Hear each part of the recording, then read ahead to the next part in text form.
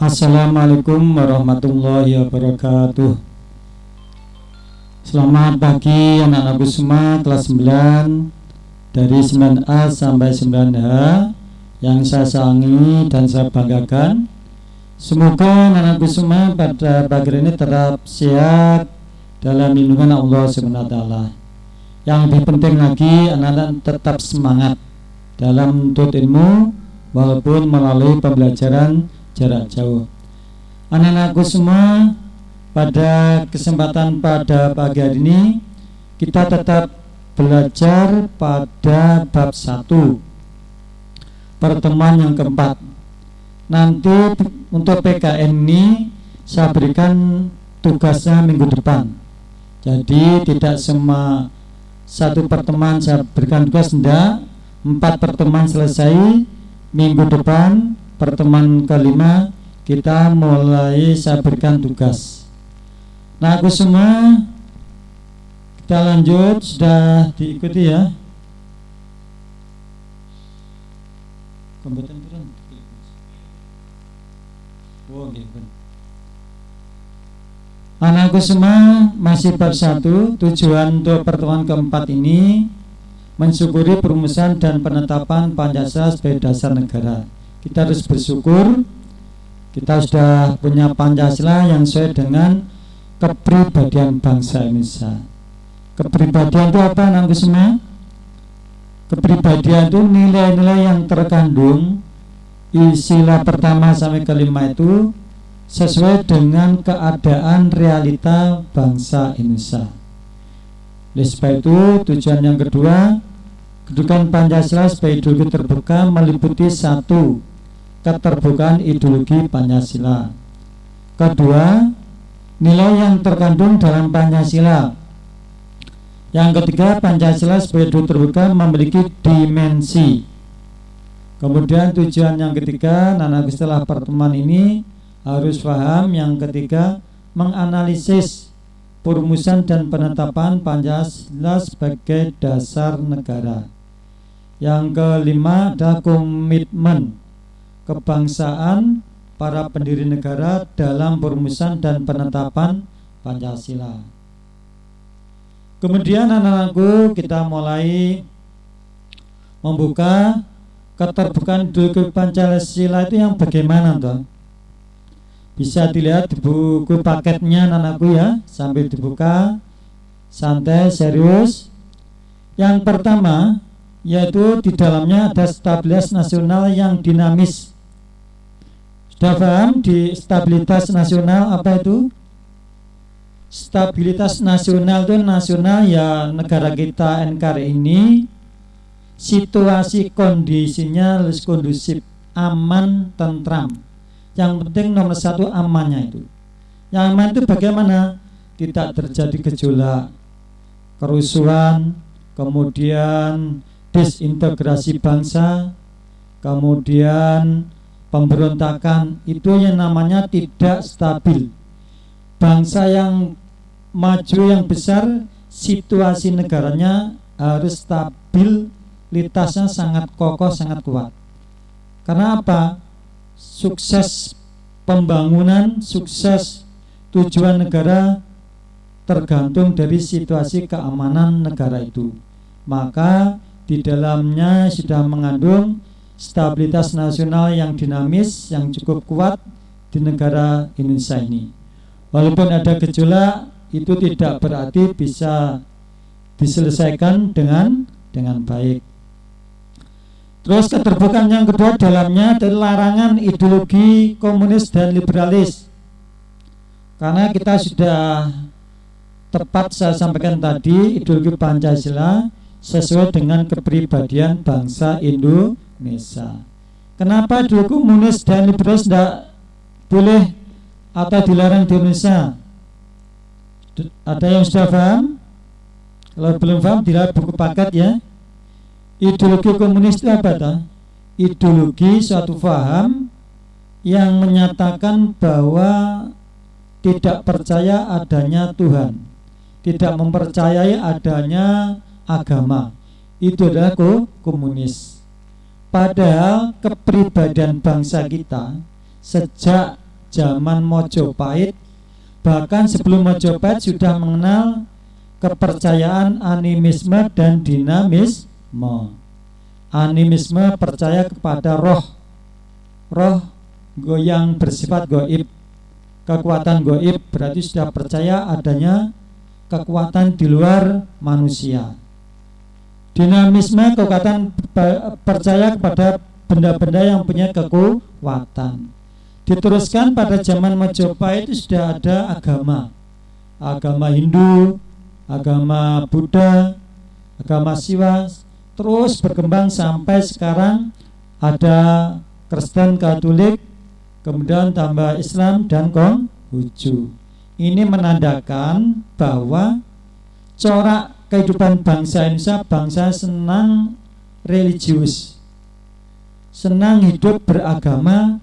Maka komunis di Indonesia sangat ditentang oleh rakyat Indonesia. Karena apa? Memang komunis itu berasal dari luar negeri, pusatnya dari Cina dan Rusia, itu Uni Soviet.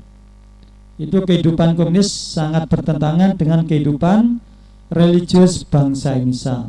Maka komunis tidak lama hidup di Indonesia, bisa ditumbangkan. Yang kedua, liberalis adalah kehidupan orang-orang Eropa yang sangat egois, mementingkan individualis dirinya sendiri, tidak peduli tetangganya sakit, tetangganya meninggal dunia, mereka tetap melakukan kegiatan untuk kepentingan dirinya sendirilah. Inilah yang bertentangan dengan kegiatan bangsa Indonesia atau kepribadian bangsa yang namanya gotong royong dan sikap sosial. Yang ketiga, larangan pandangan ekstrim. Ekstrim, larangan pandangan yang haluan keras, menentang kepada negara yang sah. Ini ekstrim. Ini akan menimbulkan suatu gejolak. Karena negara sudah resmi, sudah sah melalui prosedur, maka kita tidak boleh terlalu sikap ekstrim. Yang keempat, tekad memperkokoh Pancasila. Artinya apa?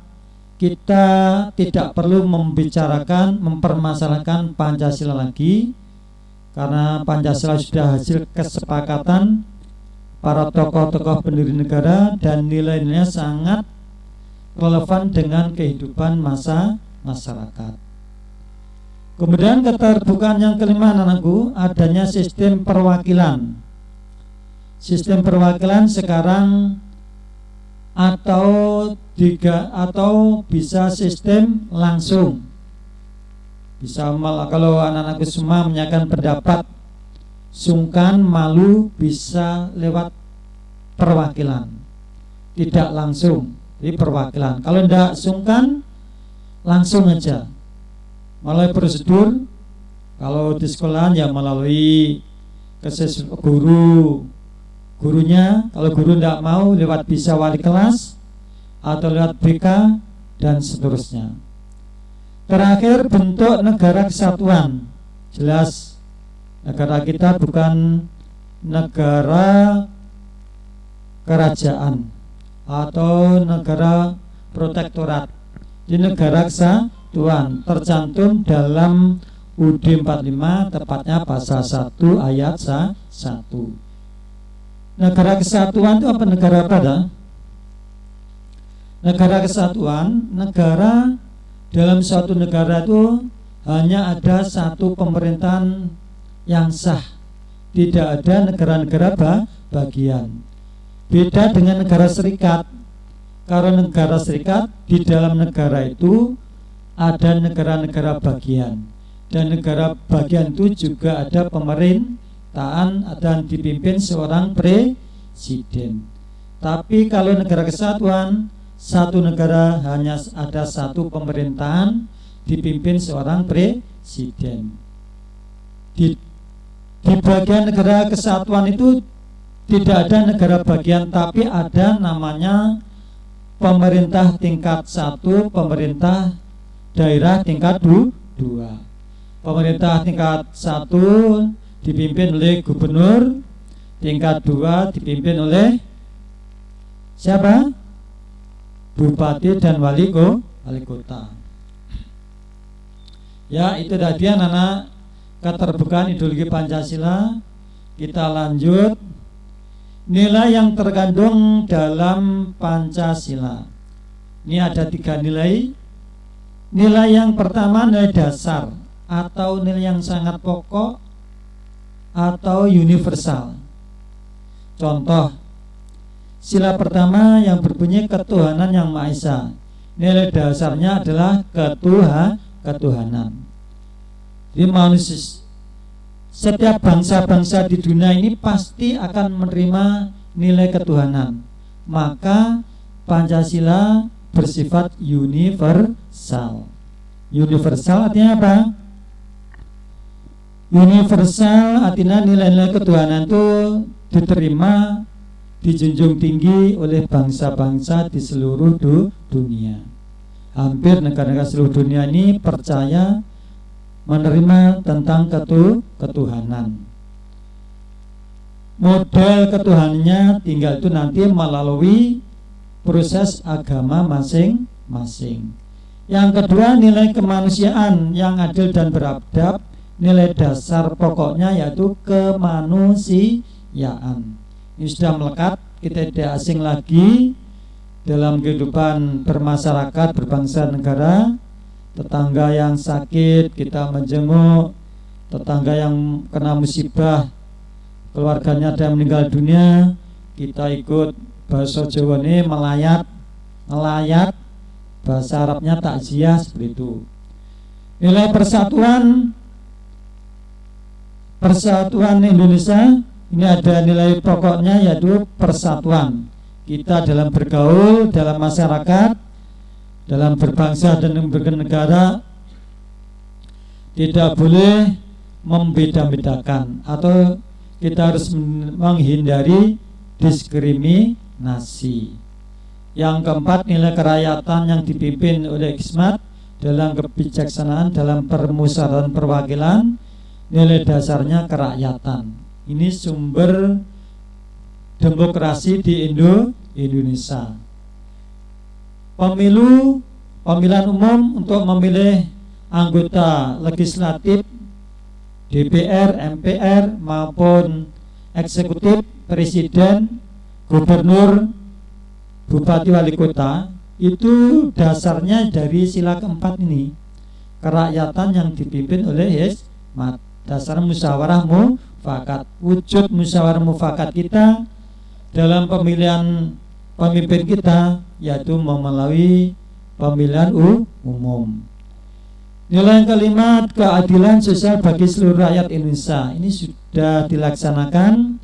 Contoh, anak-anak yang pintar, cerdas, tapi ekonominya tidak mumpuni bisa mendapatkan bantuan beasiswa dari pemerintah. Contoh, Pak Jokowi mengeluarkan solusi KIP, Kartu Indonesia Pintar. Anak yang pintar ekonomi tidak mampu akhirnya tidak bisa sekolah sampai ke perguruan tinggi, bahkan sampai bisa ke luar negeri.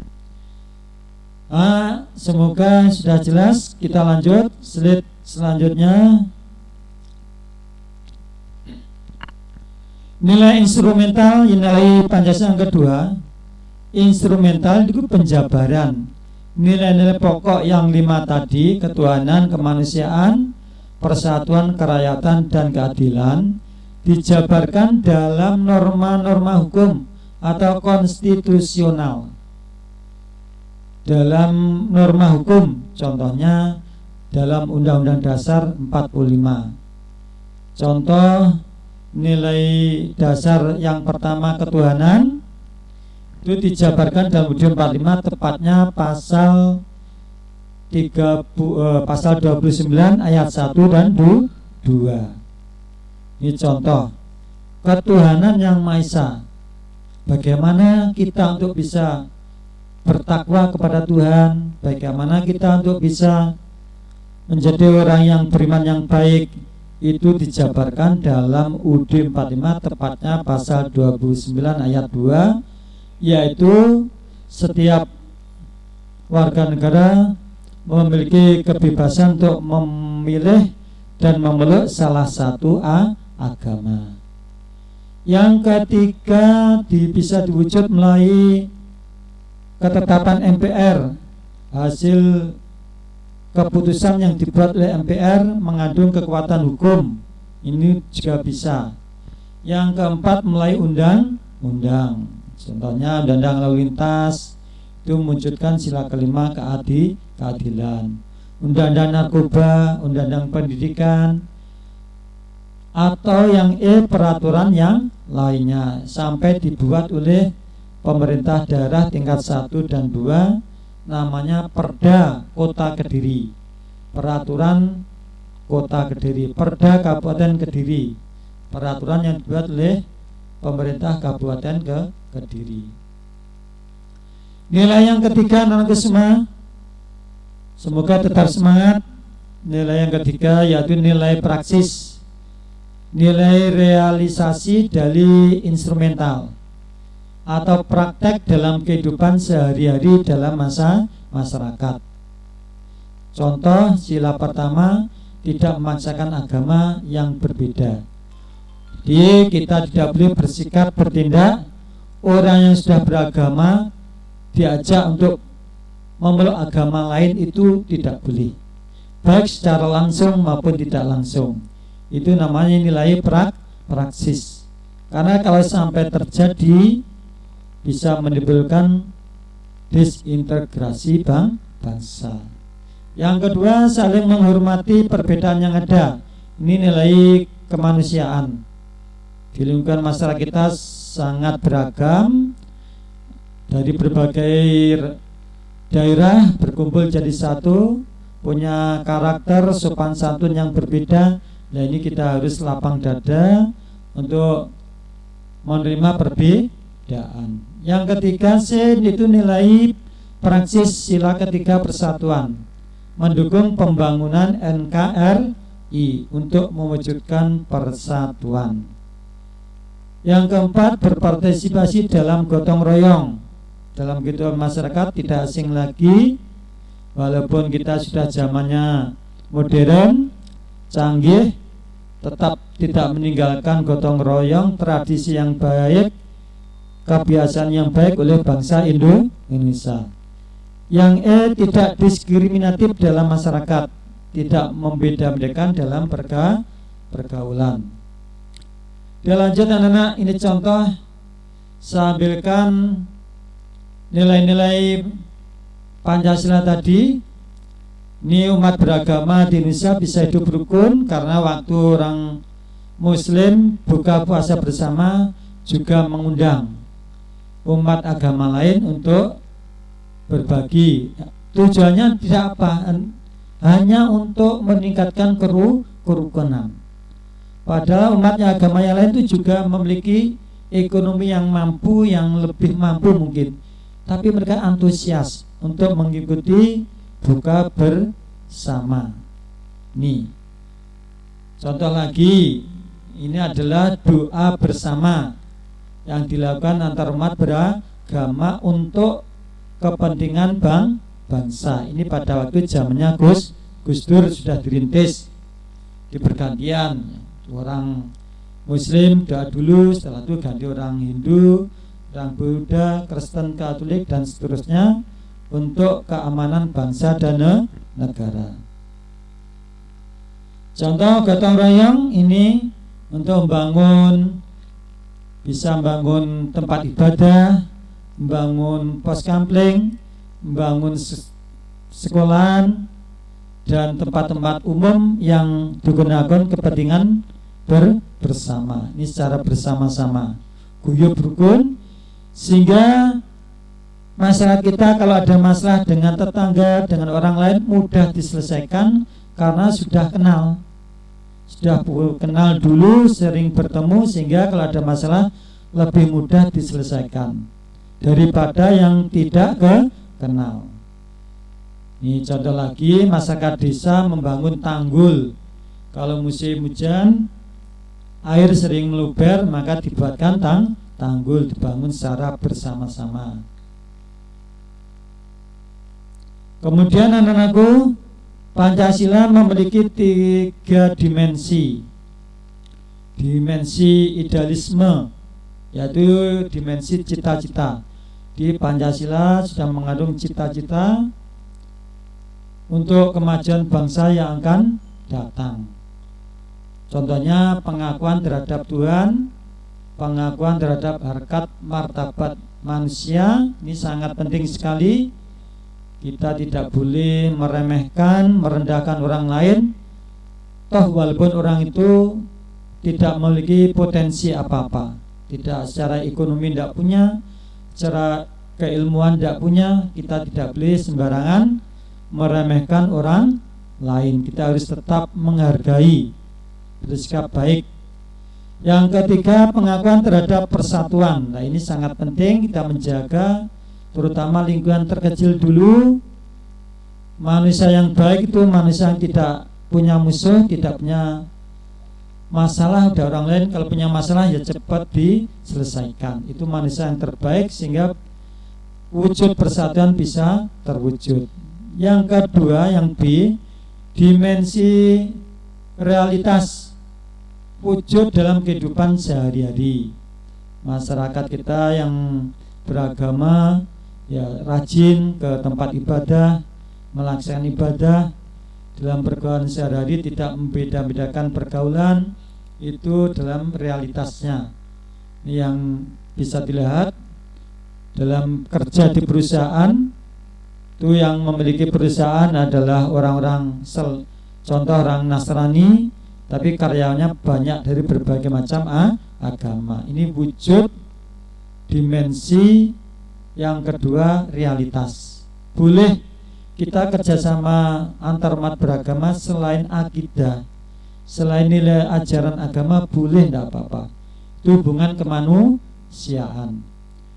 Yang ketiga, gotong royong tadi sudah kita lewati aja.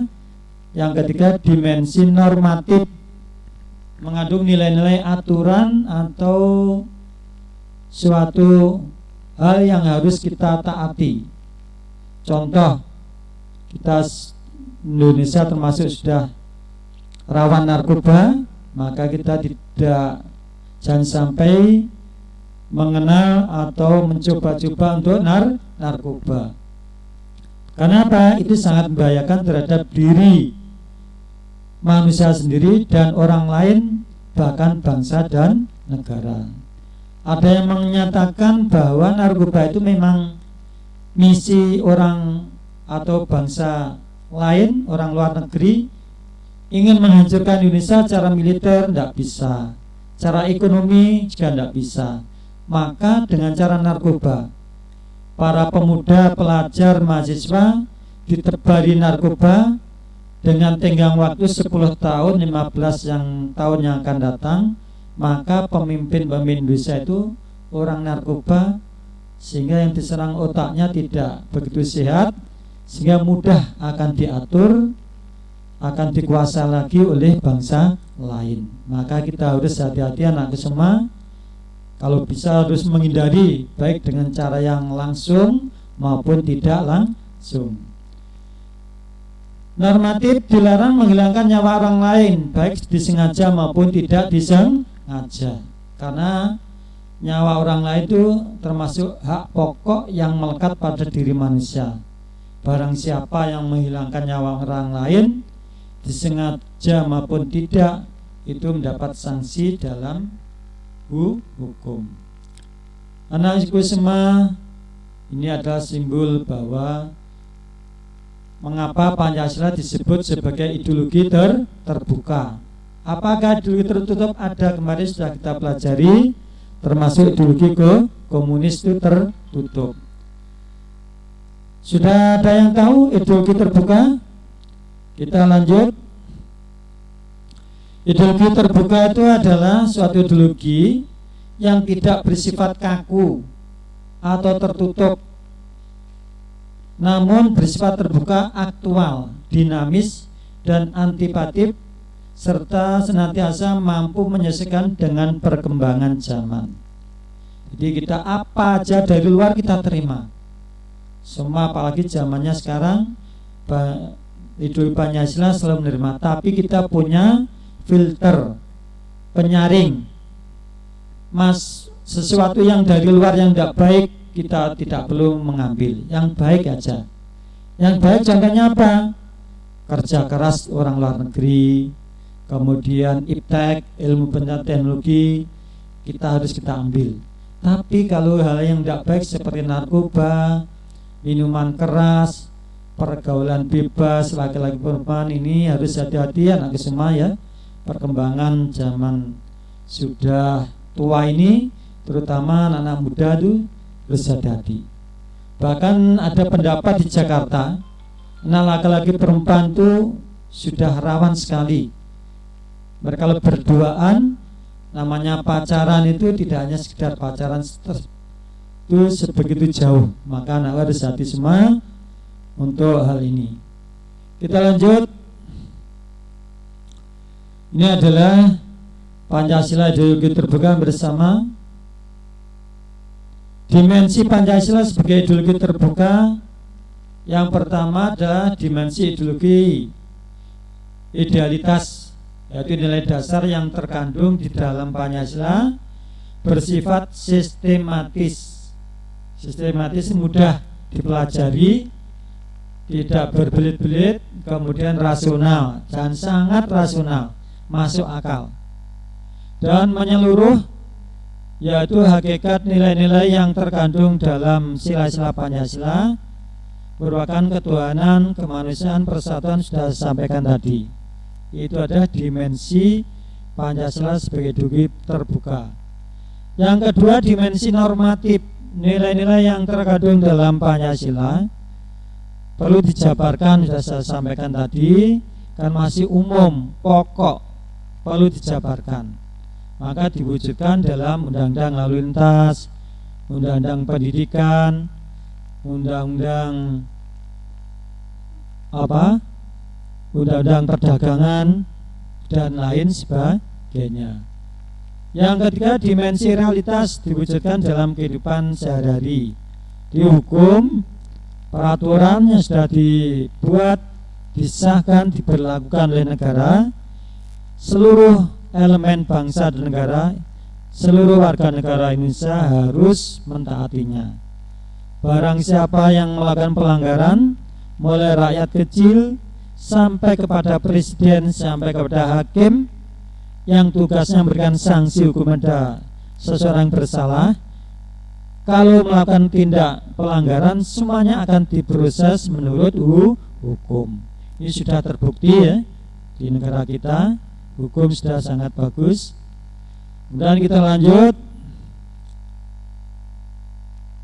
Ideologi Pancasila, ideologi terbuka itu ada gabungan dari dua kata, yaitu idea dan logos, berasal dari bahasa Yunani eidos dan logis. Secara sederhana, ideologi berarti yang gagasan yang berdasarkan pada pemikiran sedalam-dalamnya.